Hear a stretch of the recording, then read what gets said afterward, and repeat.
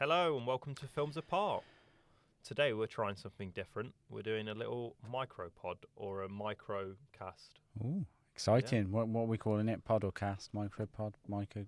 I prefer microcast. Okay, we'll go with that then. Okay. Yeah. So we're going to be looking Christmas through... cast. A Christmas cast? Micro Christmas cast. I'm complicating things. Just As go. usual.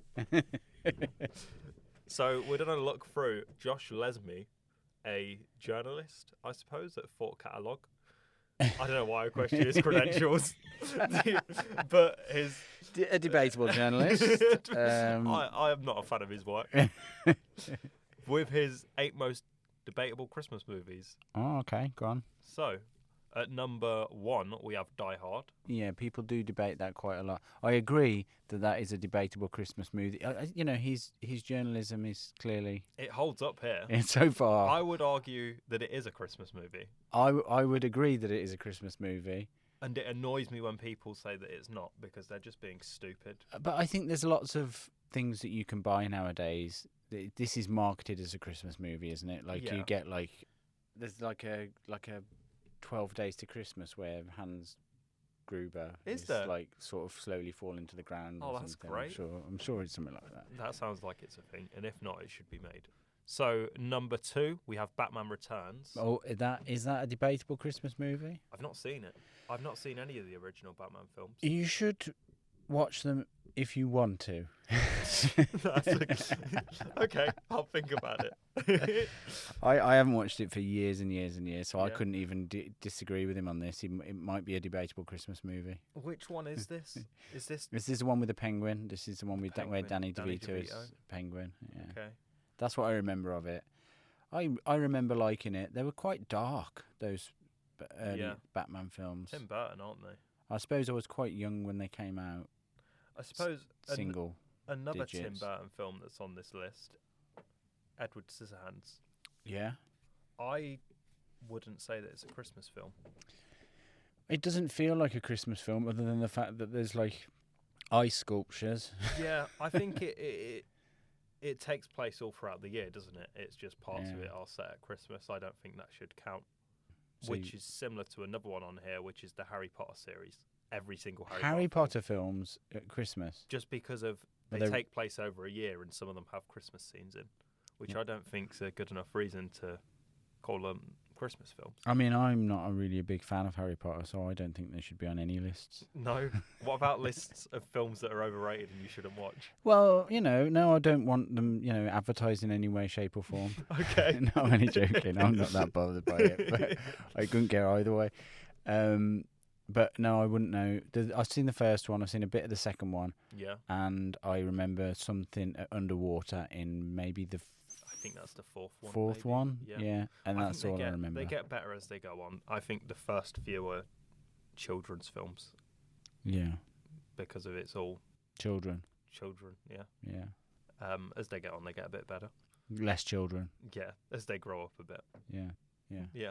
We've got Gremlins, which we spoke about the other week. Yeah, that is definitely a Christmas film. Definitely. Yeah. I don't know how it could be debated that it's not, just because of it has horror aspects, maybe. But I guess so. Film. Yeah. Frozen. I mean, that's not a Christmas film. It's just cold. It's just snow. That's it. There's snow. Let it snow. I that was a film that I was quite disappointed about, because I quite like Disney films, Disney films anyway, and this was so hyped, so massively overhyped, that I remember watching it thinking, well, I'm probably going to enjoy it because it's so much. There's going to be something, but I didn't enjoy it. I found it irritating, and it might be just because it was overhyped, and so I went into it with high expectations, and I came out the other end thinking, Olaf just does, I can't. Didn't do it for you? It just didn't do it for me. No. Yeah. Well, I think it was aimed at little girls, to be fair, Lewis. Well, maybe that's why. Maybe I'm being a bit harsh then. Yeah. But, who is your favourite Disney princess? I wouldn't know how to answer that. I'd have to seriously think about it. Yeah, it would take it's a big debate. Yeah. Okay. I've seen Frozen. I remember. Did you like it? No, because my sister watched it every week. So okay. It's a bit of an irritating one for me. Moving on. Yeah. Trading Places. This is one that I mentioned to you earlier that I've not seen. Yeah. I mean, it's set at Christmas. It has this kind of what's the word it's like Prince to pauper. It's like the opposite. It's in reverse, where a very wealthy person is kind of forced to become very poor. These rich brothers play a game with one of their employees and somebody they see on the street, and they give wealth to the poor guy, and they take wealth from the rich guy, and they do this sort of experiment with them. It's a really good film, well worth watching. One that I need to watch. Yeah, I didn't realise it was R-rated. I've heard the title and know of it, but I didn't realise it was an R-rated film.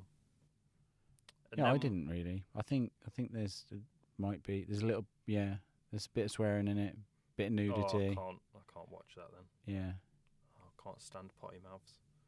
Yeah. The next on the fucking list is Lethal Weapon. Lethal Weapon as a Christmas film? I can't remember that being a Christmas film. I don't know if I've seen Lethal Weapon or not. Well, then you can't really debate this. No, I can't. I can't remember. I've seen the Always Sunny in Philadelphia episode where they try and make Lethal Weapon 5. Oh, okay, yeah. If that means anything. It does mean something, but not to you. Not to me. Yeah. Would you say it is? I don't know. I can't remember. All I can remember is Mel Gibson doing a thing with his hand with the dog, and that could have been in Lethal Weapon 2.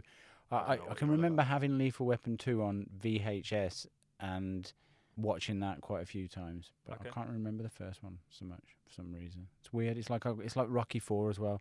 I've seen Rocky 4 way more than I've seen the other Rockies. I've been told to watch Rocky 4 quite a few times by someone I used to be friends with. I mean, I would say in hindsight that without a doubt the first one is the best. Yeah, I've only seen the first. Oh, they're worth watching. Yeah, we'll have to check them out. Yeah. Well, that's the end of this list. So that's the end of the Micropod. And that was a debate. It was a debate. I don't know what other people think. Is Lethal Weapon a Christmas movie? Is Batman Returns a Christmas movie? Is Edward Scissorhand? See, I think most people would agree that Die Hard's a Christmas movie. I can't, even though I know it's a famous debate. I think most people. I feel like people that say it's not just want to sound cool. Grow up. Thanks for listening, guys. Merry Christmas. Have a Merry Christmas. Bye.